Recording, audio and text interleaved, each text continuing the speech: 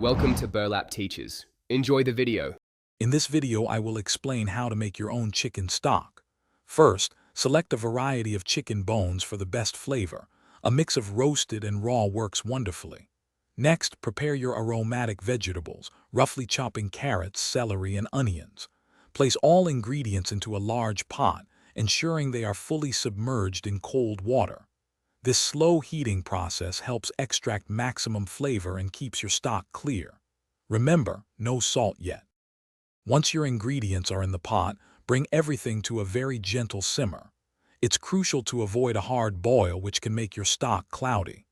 As it heats, you'll notice foam rising. Carefully skim this off to keep your stock pristine. Now is the perfect time to add a few bay leaves and some whole peppercorns.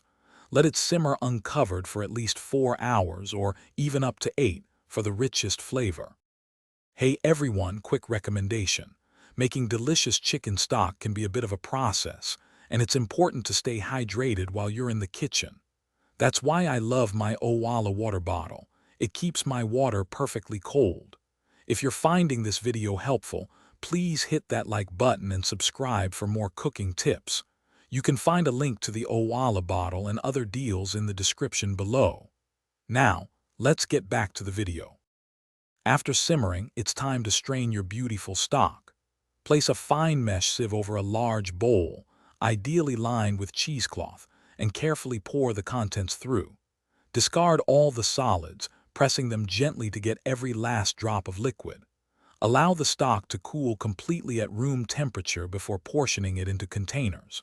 You can refrigerate it for up to 4 days, or freeze it for longer storage, ready for your next recipe.